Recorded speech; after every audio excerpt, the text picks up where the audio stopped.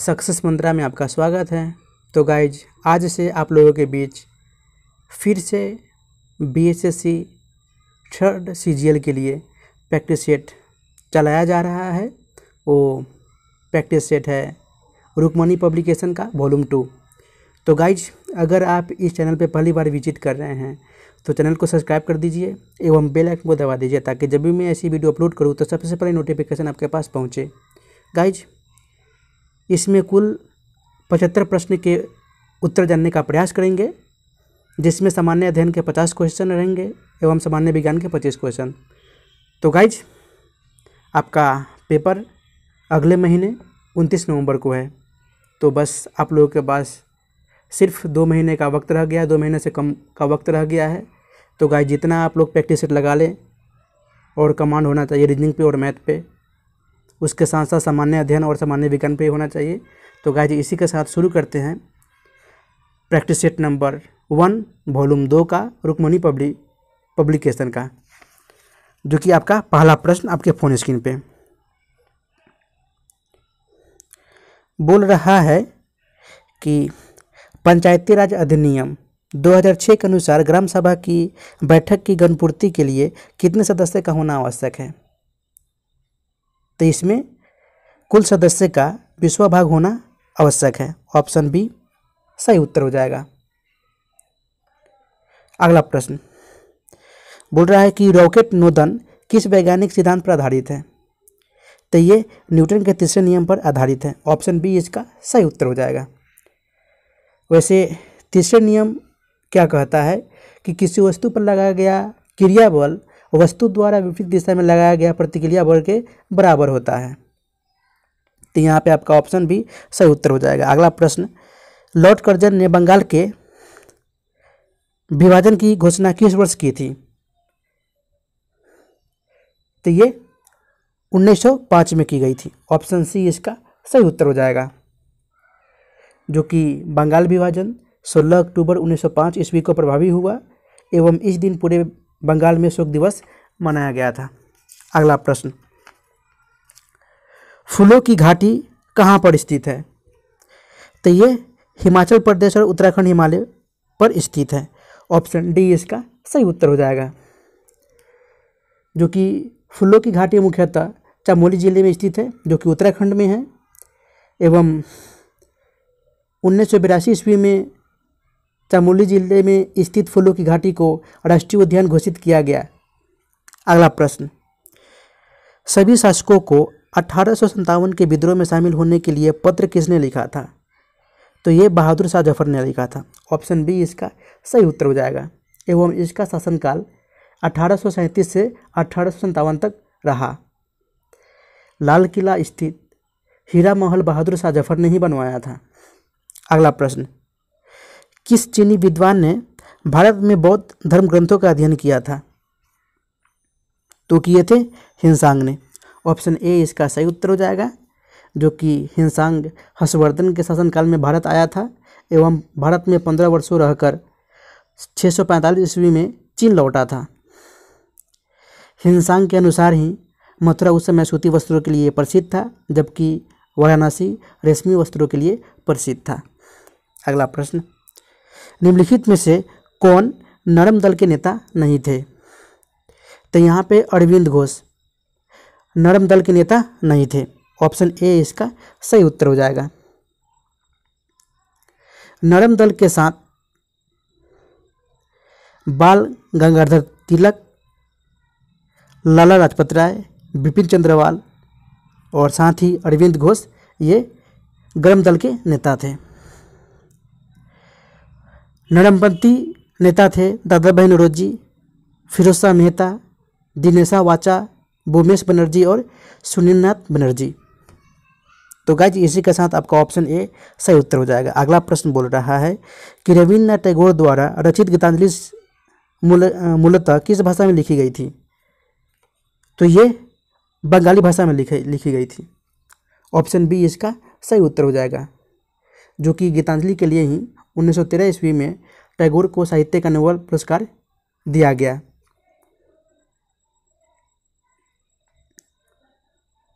एवं महात्मा गांधी जिनकी पुस्तक हिंद स्वराज के मूल रूप से गुजराती भाषा में लिखी गई थी। अगला प्रश्न, निम्नलिखित में से किस दवा को सेवन दुनिश्चितता को कम करने के लिए किया जाता है? तो ये उपमाशक दवा का सेवन दुनिश्चितता को कम करने के लिए किया जाता है। ऑप्शन बी इसका सही उत्तर हो जाएगा। प्रतिजैविक की बात करूं तो ये जीवाणुओं की वृद्धि को रोकती है। प्रतिरोधी की बात करूं तो ये औषधियाँ सूक्ष्म जीवाणुओं को मारने एवं उनकी वृद्धि को रोकने में सहायक होती है। और ज्वारनाशक की बात करूं तो इसका उपयोग शरीर दर्द व बुखार से राहत के लिए किया जाता है। अगला प्रश्न, प्रकाश के तरंग सिद्धांत का प्रतिपादन किसने किया था? तो ये हाइजेनबर्ग ने किया था। ऑप्शन सी इसका सही उत्तर हो जाएगा। एवं गति का नियम सर आइजैक न्यूटन के द्वारा किया गया था।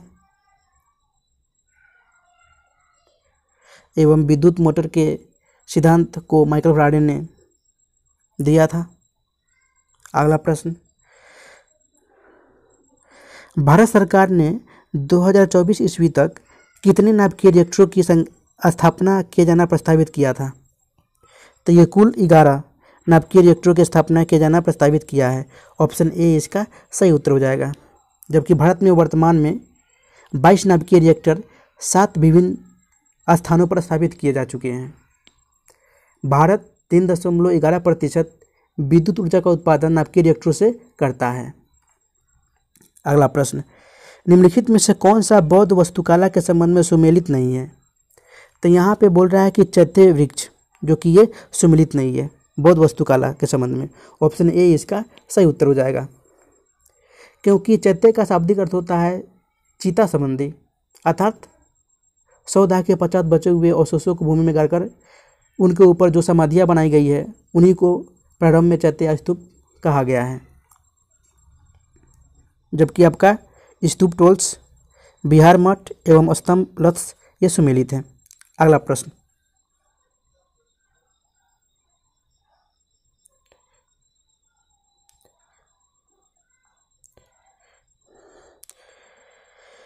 बोला जा रहा है कि हमारे घरों में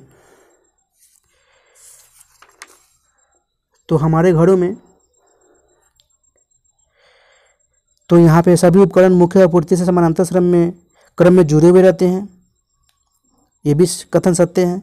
एवं एसी की आपूर्ति 50 हर्ट्ज की आवृत्ति की जाती है, ये भी कथन सत्य है। जबकि सभी उपकरण मुख्य आपूर्ति से श्रेणी क्रम में जुड़े होते हैं, आपका यह कथन गलत है। तो यहाँ पे आपका ऑप्शन सी सही उत्तर हो जाएगा। अगला प्रश्न बोल रहा है कि निम्नलिखित में से कौन सा ऑक्सीकरण अपचयन अभिक्रिया का उदाहरण नहीं है? तो CaCO3, जो कि carbon dioxide plus calcium oxide plus carbon dioxide, जो ये रिएक्शन है आपका, ये अपचयन अभिक्रिया का उदाहरण नहीं है, आपका ये विघटन अभिक्रिया का उदाहरण है। तो इसी के साथ आपका ऑप्शन डी सही उत्तर हो जाएगा। अगला प्रश्न, एक वस्तु को एक अवतल लेंस की मुख्य अक्ष पर उसके प्रकाशिक केंद्र O और अनंत के बीच स्थित एक बिंदु पर रखा जाता है। निर्मित प्रतिबिंब डैश होगा। तो ये प्रतिबिंब सीधा और छोटा होगा। ऑप्शन बी इसका सही उत्तर हो जाएगा। वैसे वस्तु अनंत और प्रतिबिंब की स्थिति फोकस पे हो तो प्रतिबिंब की प्रकृति आभासी सीधा वस्तु से अत्यंत छोटा बनेगा। अगला प्रश्न जो कि बोल रहा है कि 250 ग्राम ग्लूकोज में उपस्थित ऑक्सीजन परमाणु की संख्या कितनी होनी चाहिए?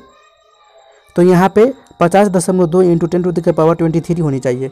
ऑप्शन बी इसका सही उत्तर हो जाएगा। अगला प्रश्न बोल रहा है कि निम्नलिखित में से किस पदार्थ को पुनः चक्रण नहीं किया जा सकता? तो ये प्लास्टिक को पुनः चक्रण नहीं किया जा सकता। Option B, sorry guys, option D, लकड़ी को पुनः चक्रण नहीं किया जा सकता। ऑप्शन डी इसका सही उत्तर हो जाएगा, क्योंकि लकड़ी सेलुलोज निर्मित द्वितीयक जाइलम होती है। अगला प्रश्न, निम्नलिखित में से कौन सी अजैव निम्नीकरणीय वस्तु है? तो ये नाइलॉन है। ऑप्शन डी इसका सही उत्तर हो जाएगा। जबकि आपका ये जैव निम्नीकरणीय है, लकड़ी, घास एवं कागज। नाइलॉन हेक्सामिथिलीन डाइएमीन एओडिपिक अम्ल का बहुलक होता है। अगला प्रश्न बोल रहा है कि कोशिका में लयन कार्य लाइसोसोम का क्या कार्य होता है? तो ये कोशिका द्वारा ग्रहण की गई सामग्री को पचाना होता है। ऑप्शन डी इसका सही उत्तर हो जाएगा। एवं लाइसोसोम को आत्महत्या की थैली भी कहते हैं। अगला प्रश्न, निम्नलिखित में से कौन सा भारत की संसद का अंग नहीं है? तो ये मंत्रिमंडल नहीं है। ऑप्शन सी इसका सही उत्तर हो जाएगा। वैसे भारत की संसद राष्ट्रपति और राज्यसभा लोकसभा से मिलकर ही बनती है, जो कि अनुच्छेद 79 में इसका प्रावधान किया गया है। अगला प्रश्न, भूकंप, ज्वालामुखी विस्फोट और भूस्खलन को डैश के रूप में वर्गीकृत किया जा सकता है? तो ये भूगर्भीय संकट के रूप में वर्गीकृत किया जा सकता है। ऑप्शन ए इसका सही उत्तर हो जाएगा। अगला प्रश्न, भारतीय संविधान का कौन सा अनुच्छेद चुनाव आयोग की संरचना से संबंधित है? तो अनुच्छेद है 324। ऑप्शन डी इसका सही उत्तर हो जाएगा। 324 से लेकर 329 के बीच में ही निर्वाचन आयोग से संबंधित प्रावधान का उल्लेख किया गया है संविधान के भाग 15 में। तो यहाँ पे आपका ऑप्शन डी सही उत्तर हो जाएगा। निर्वाचन आयोग की बात करूँ तो भारत का निर्वाचन आयोग की स्थापना 25 जनवरी 1950 को हुई थी। अगला प्रश्न, खाद्य निगम अधिनियम को संसद के सदनों में किस वर्ष पारित किया गया था? तो ये 1964 ईस्वी में पारित किया गया था। ऑप्शन बी इसका सही उत्तर हो जाएगा। अगला प्रश्न, भारतीय राष्ट्रीय कांग्रेस का कराची अधिवेशन वर्ष डैश में आयोजित किया गया तथा इसकी अध्यक्षता डैश ने की थी? तो 1931 में सरदार वल्लभ भाई पटेल की अध्यक्षता में की गई थी। ऑप्शन सी इसका सही उत्तर हो जाएगा। एवं इस अधिवेशन में ही पहली बार कांग्रेस ने मौलिक अधिकारों और राष्ट्रीय आर्थिक कार्यक्रमों से संबंधित प्रस्ताव पारित किया था। ऑप्शन सी इसका सही उत्तर हो जाएगा। अगला प्रश्न,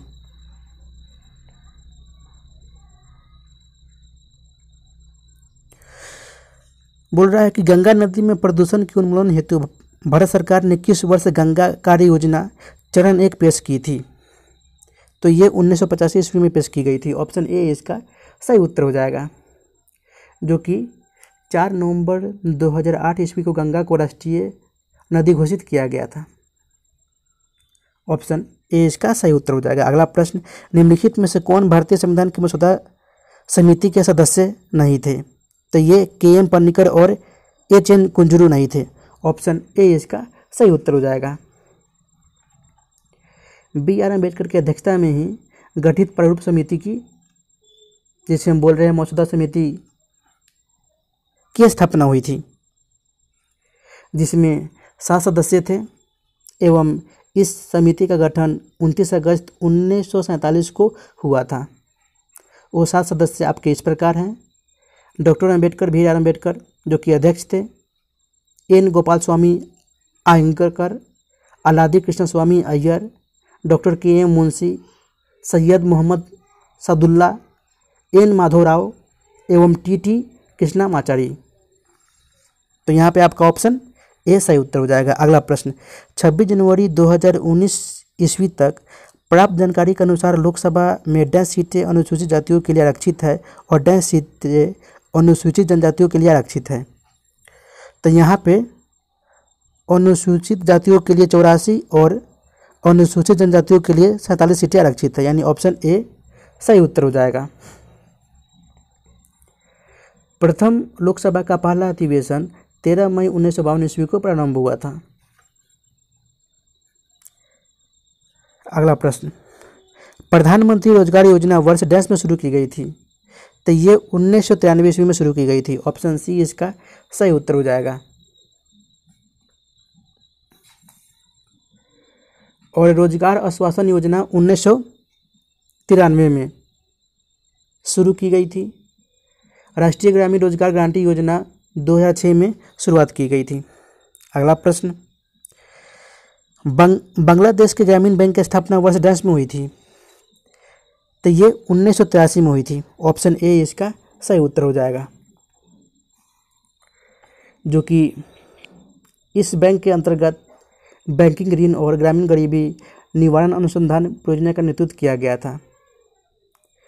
बांग्लादेश में ग्रामीण बैंकों के संस्थापक आपके थे मोहम्मद यूनिस एवं भारतीय क्षेत्रीय ग्रामीण बैंक का स्थापना 2 अक्टूबर 1975 को हुआ था। अगला प्रश्न, धार्मिक स्तूप किस राज्य में स्थित है?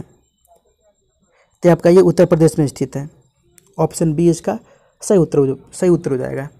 उत्तर प्रदेश के सारनाथ में, जो कि इस स्तूप का निर्माण सम्राट अशोक द्वारा करवाया गया था। एवं सारनाथ वही जगह है जहां भगवान बुद्ध ने ज्ञान की प्राप्ति के बाद अपने मित्रों को पहला उपदेश दिए थे। अगला प्रश्न बोल रहा है कि मौलिक कण की खोज के संबंध में निम्नलिखित में से कौन सा मिलान सही नहीं है?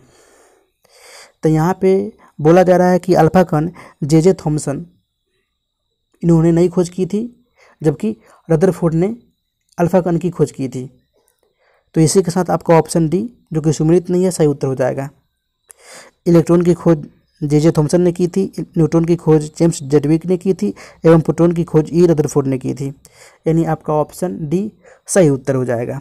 अगला प्रश्न, एक तुर्क गुलाम तरगी के विद्रोह को दबाने के दौरान ज्वर के कारण मोहम्मद बिन तुगलक की मृत्यु किस स्थान पर हुई थी? तो वह स्थान है खट्टा। ऑप्शन सी इसका सही उत्तर हो जाएगा। जो कि मोहम्मद बिन तुगलक मुस्लिम शासकों में से सबसे विद्वान शासक था एवं यह विवादित शासक भी रहा था। अगला प्रश्न बोल रहा है कि निम्नलिखित में से किसने 1828 ईस्वी में ब्रह्मा समाज की स्थापना की थी? तो ये राजा राम मोहन राय के द्वारा ब्रह्मा समाज की स्थापना की गई थी।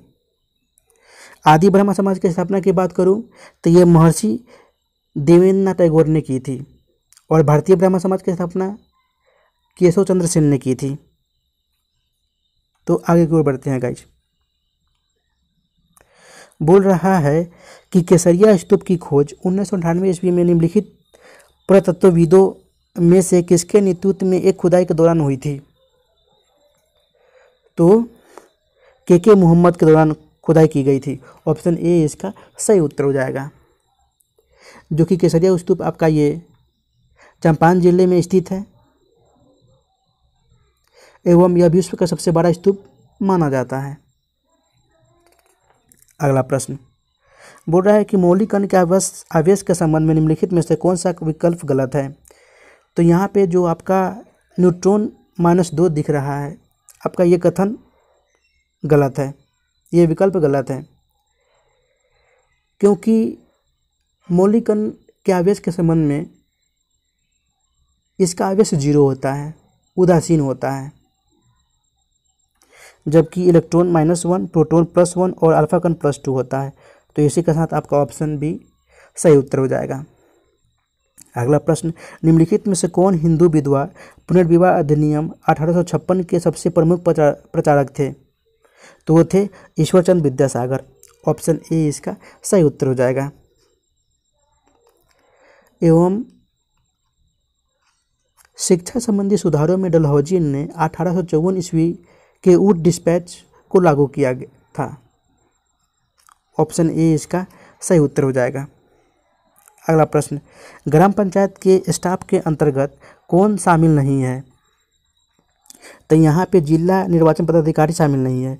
ऑप्शन सी इसका सही उत्तर हो जाएगा। जबकि पंचायत सचिव, ग्राम पंचायत का कार्यकाल प्रभारी, ग्राम पंचायत का अवैतनिक कर्मचारी, व्यावसायिक आदि शामिल है। ऑप्शन सी इसका सही उत्तर हो जाएगा। अगला प्रश्न, आँख का कौन सा भाग रेटिना की बाहरी परत को ऑक्सीजन और पोषण प्रदान करता है? तो है प्रत्यक पटल, कोराइड। ऑप्शन ए इसका सही उत्तर हो जाएगा।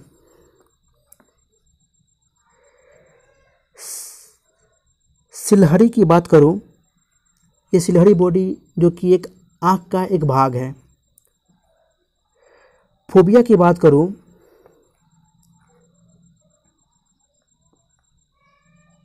और नेत्रलेस्मा की बात करूं तो ये उत्तक है जो पलकों के अंदर की रेखा बनाता है।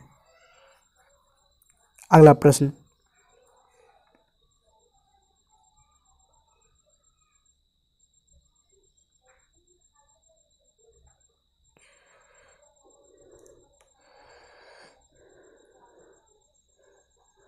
बोल रहा है कि कुल्हड़ सबसे अच्छा निपटान योग्य है। डिस्पोजल, चाय का प्याला नहीं, इसका क्या कारण है? तो ये कुल्हड़ के लिए उपयोग किया जाने वाला कच्चा माल मूल्यवान होता है। ऑप्शन बी इसका सही उत्तर हो जाएगा। जिस मिट्टी से कुल्हड़ बनता है उसका पीएच मान 6.5 से 7.5 के बीच होता है, जो कि एक अच्छा उत्पादकता युक्त होते हैं। अगला प्रश्न, सोने के निम्नलिखित में से किस गुण के कारण यह आभूषण बनाने के लिए उपयुक्त होता है? तो है उच्च तन्यता और उच्च आघात वजनीयता। ऑप्शन सी इसका सही उत्तर हो जाएगा। सोना एक उत्कृष्ट धातु है, अर्थात ये लंबे समय तक वायु, जल, अम्लीय क्षारीय से प्रभावित नहीं होता। अधिक तन्यता गुण के कारण ही 1 ग्राम सोने से 2 किलोमीटर लंबी महीन खींची तार बनाई जा सकती है एवं शुद्ध सोना 24 कैरेट का होता है। अगला प्रश्न, मानव शरीर में सबसे बड़ी ग्रंथि कौन सी है? तो है लीवर। ऑप्शन ए इसका सही उत्तर हो जाएगा। एवं लीवर का वजन लगभग 1.5 किलोग्राम से 2 किलोग्राम तक होता है।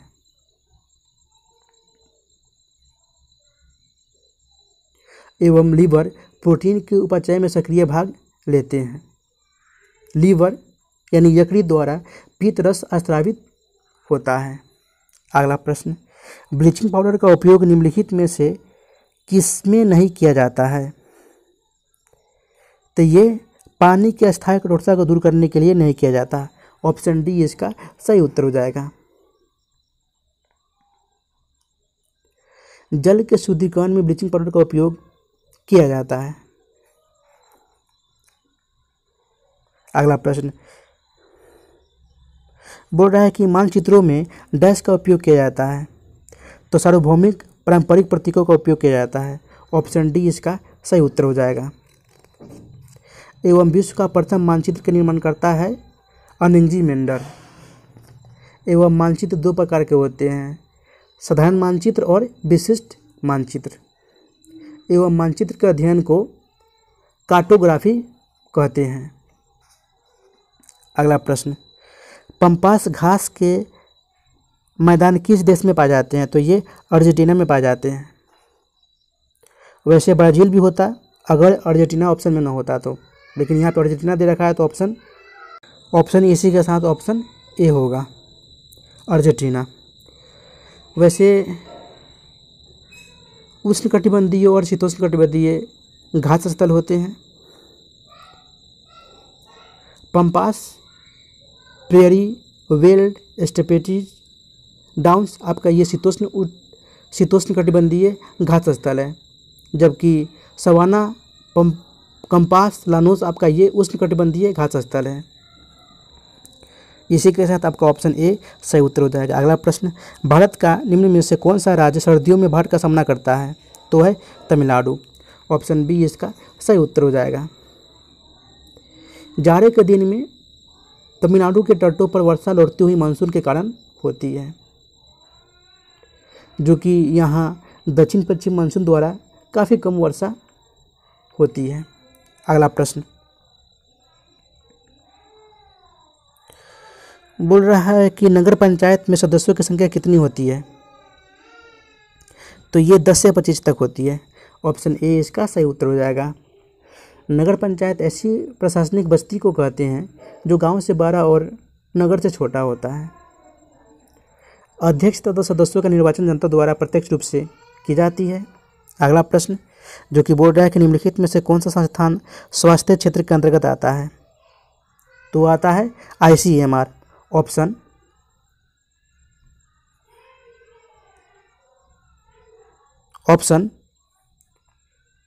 ऑप्शन बी सही उत्तर हो जाएगा।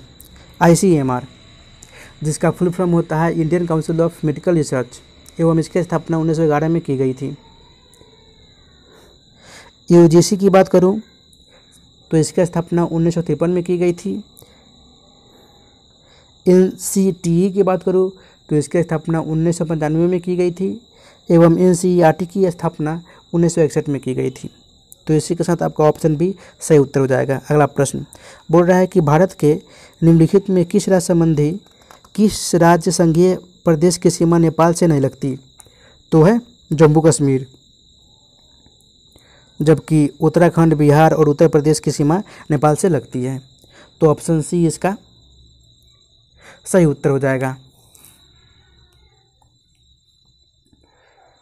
और इसके साथ साथ सिक्किम, पश्चिम बंगाल की सीमा भी नेपाल से लगती है।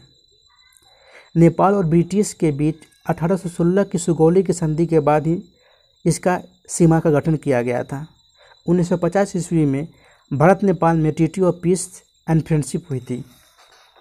तो आपका ऑप्शन सी सही उत्तर हो जाएगा। अगला प्रश्न, निम्नलिखित में से कौन सा भारत के निर्वाचन आयोग का कर्तव्य नहीं है? तो है स्थानीय चुनाव करवाना। ऑप्शन सी इसका सही उत्तर हो जाएगा।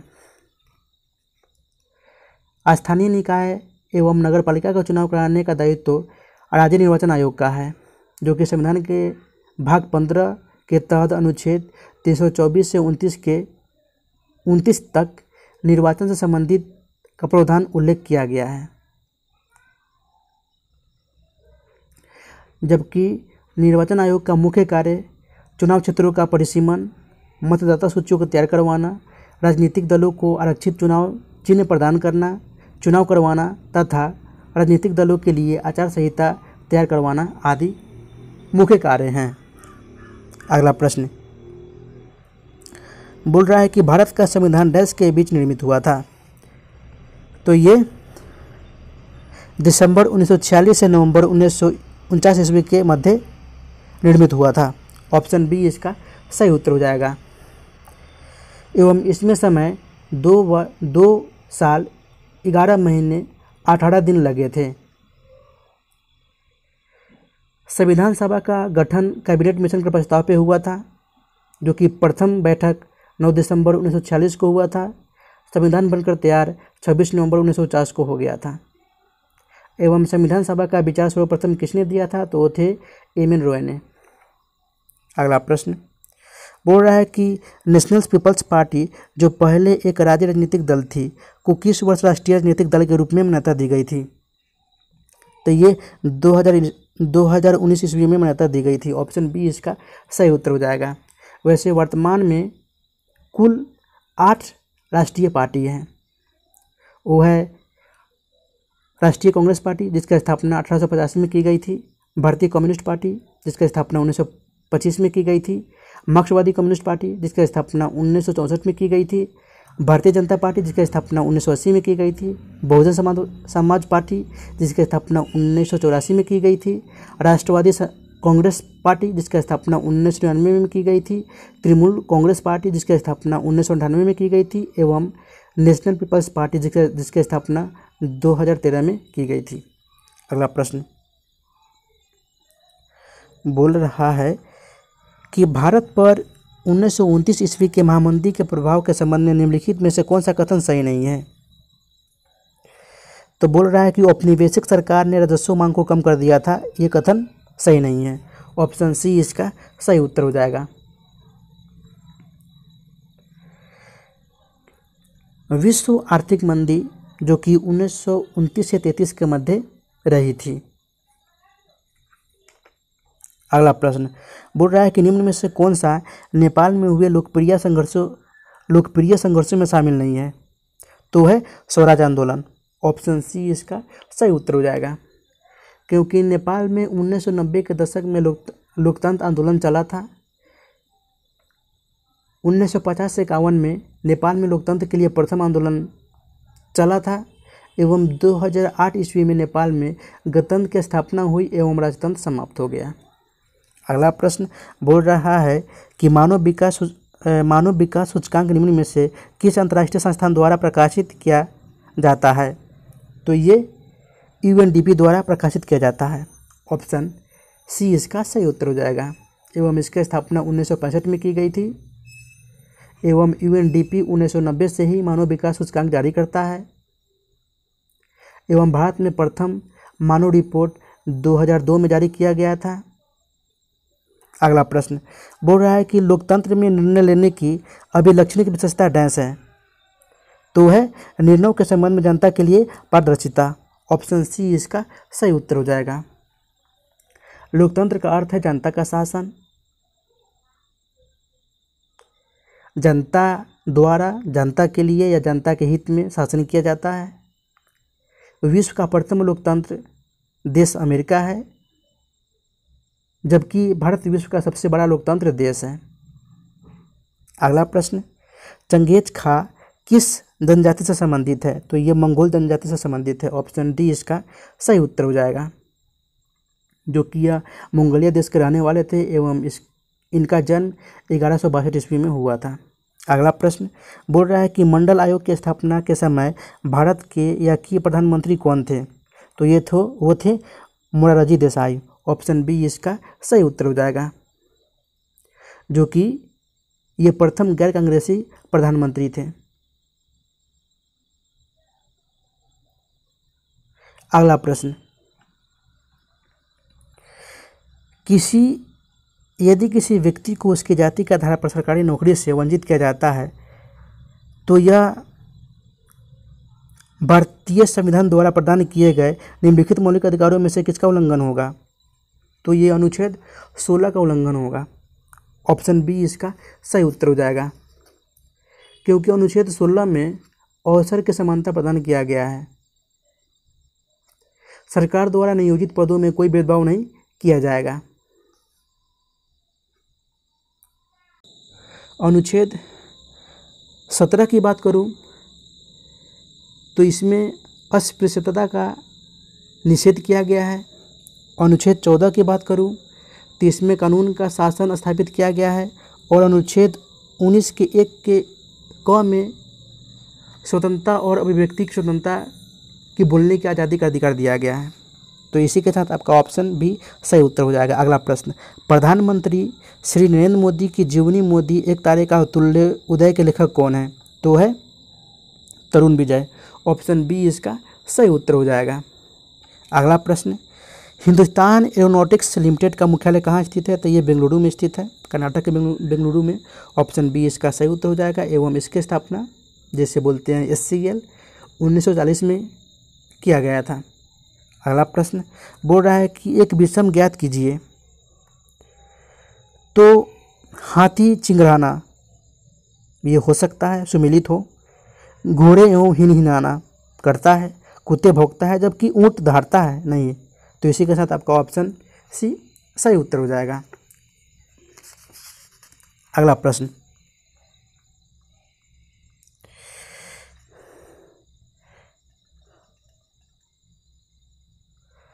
जो कि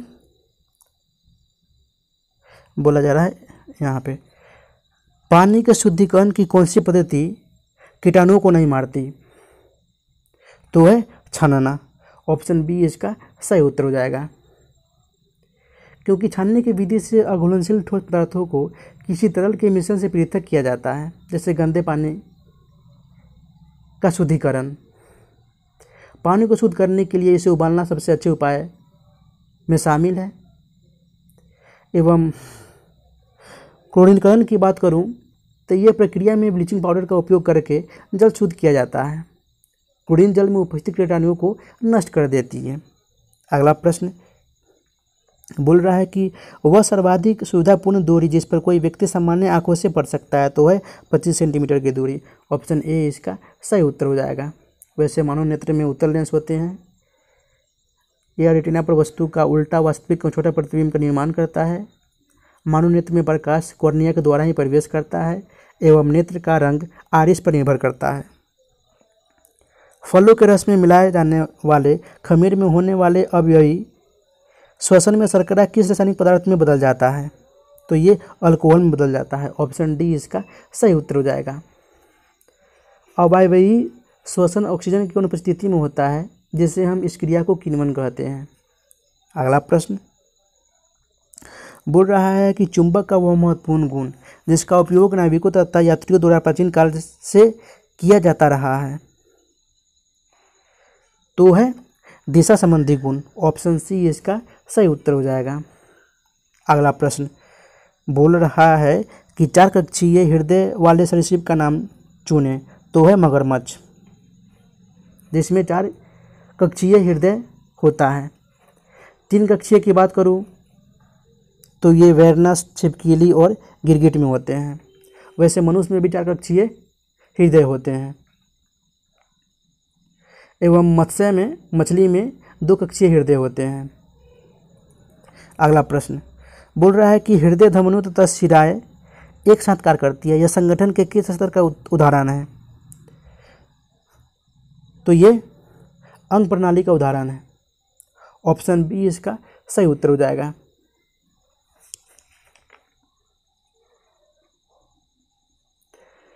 धमनियों का कार्य है शुद्ध रक्त प्रवाहित करना, जबकि शिरा का कार्य है अशुद्ध रक्त प्रवाहित करना। एवं हृदय, धमनियां और शिराएं परिसंचरण तंत्र का एक भाग है, जिसमें हृदय मुख्य अंग के रूप में कार्य करता है। अगला प्रश्न ज़्यादा समय तक संग्रहित करने से कौन सा विटामिन नष्ट हो जाता है?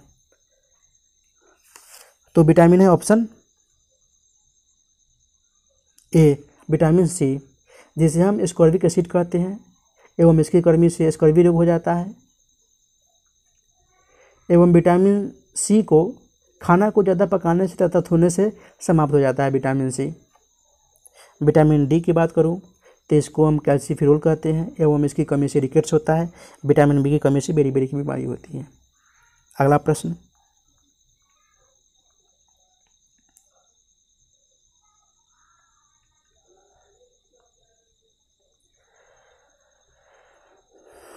ये सब मैथ का क्वेश्चन है। यहाँ से आपका 138 शायद होगा। यहाँ पे बोल रहा है कि मानव शरीर के किस अंग से इंसुलिन का स्त्राव होता है? तो है अग्नाशय से होता है, जैसे हम पेनक्रियाज कहते हैं। ऑप्शन ए इसका सही उत्तर हो जाएगा। एवं इसकी खोज बेटिंग एवं वेस्ट ने की थी 1921 ईस्वी में। एवं यह ग्लूकोज से ग्लाइकोजन बनाने की प्रक्रिया को नियंत्रित करता है। ऑप्शन ए इसका सही उत्तर हो जाएगा। अगला प्रश्न बोल रहा है कि ऊटी और कोलाइडी कनाल जैसे पहाड़ी स्थानों पर आप भारत के किस राज्य में आएंगे? तो है तमिलनाडु राज्य में आएंगे। ऑप्शन ए इसका सही उत्तर हो जाएगा। एवं ऊटी नीलगिरी पहाड़ी पर स्थित है और ऊटी को क्वीन ऑफ हिल स्टेशन और क्वीन ऑफ वेस्टर्न वैली भी कहते हैं। अगला प्रश्न बोल रहा है कि निम्नलिखित में से कौन सा अनुच्छेद भारत के संविधान में संशोधन की चर्चा करता है? तो है आर्टिकल 368। ऑप्शन सी इसका सही उत्तर हो जाएगा, जो कि संविधान के भाग 20 में के तहत अनुच्छेद 368 में संविधान संशोधन के 3 प्रक्रिया का उल्लेख किया गया है, जो कि है साधारण बहुमत से, 2/3 बहुमत से एवं 2/3 बहुमत के साथ साथ कम से कम आधा राज्यों के अनुमोदन से। एवं संशोधन की प्रक्रिया ये कहाँ से ली गई है? तो ये दक्षिण अफ्रीका से ली गई है। एवं भारतीय संविधान का प्रथम संशोधन 1951 में हुआ था, जिसके द्वारा 9वीं अनुसूची जोड़ा गया था। वो विषय था भूमि सुधार से संबंधित। अगला प्रश्न बोल रहा है कि नर्मदा नदी का उद्गम स्थान कहाँ है? तो है अमरकंटक। ऑप्शन ए इसका सही उत्तर हो जाएगा, जो कि अमरकंटक के पश्चिमी भाग से निकलती है। एवं नर्मदा नदी एस्चुरी का निर्माण करती है। अगला प्रश्न बोल रहा है कि भारत ने अपना पहला क्रिकेट विश्व कप कब जीता था? तो ये 1983 में जीता था। ऑप्शन ए इसका सही उत्तर हो जाएगा, जबकि दूसरी बार भारत ने 2011 में जीता था। एवं सबसे ज़्यादा विश्व कप जीतने वाले देश है ऑस्ट्रेलिया। एवं अगले साल 2023 में विश्व कप भारत में ही होगा। अगला प्रश्न उदयगिरी और खंडगिरी गुफाएं कहाँ स्थित है? तो ये उड़ीसा में स्थित है। ऑप्शन बी इसका सही उत्तर हो जाएगा, जो कि ये भुवनेश्वर के पास स्थित 2 पहाड़ियाँ हैं, उदयगिरी में 18 और खंडगिरी में 15 गुफाएं हैं। अगला प्रश्न बोल रहा है कि भूदान आंदोलन के प्रवर्तक कौन है, तो वह विनोबा भावे। ऑप्शन ए इसका सही उत्तर हो जाएगा। एवं इनका पूरा नाम विनायक दामोदर भावे है। एवं यह आंदोलन 1951 ईस्वी में आंध्र प्रदेश से प्रारंभ किया गया था। एवं विनोबा भावे का अपना राजनीतिक गुरु गांधी जी को मानते थे तथा भारत के प्रथम व्यक्तिगत सत्याग्रही विनोबा भावे ही थे। अगला प्रश्न भारत के द्वितीय राष्ट्रपति कौन थे, तो वो थे एस राधाकृष्णन।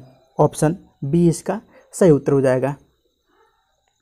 एवं इनका कार्यकाल 1962 से 1967 तक रहा था। भारतीय विश्वविद्यालय आयोग जो कि 1948 में स्थापित हुआ था, उसके अध्यक्ष भी रह चुके थे। जाकिर हुसैन की बात करूं तो इनका कार्यकाल 1967 से 69 तक रहा था। आर वेंकटरमन की बात करूं तो इनका कार्यकाल 1987 से 92 तक रहा था। एवं एस डी शर्मा, शंकर दयाल शर्मा की बात करूं तो इनका कार्यकाल 1992 से 97 तक रहा था। तो गाइज यहाँ पे आपका 75 क्वेश्चन समाप्त होता हुआ। तो गाइज अगर वीडियो लगी हो तो वीडियो को लाइक कर दीजिए एवं दोस्तों के साथ शेयर कर दीजिए। फिर मिलते हैं नेक्स्ट वीडियो में, तब तक के लिए गुड बाय, जय Hind, take care of yourself.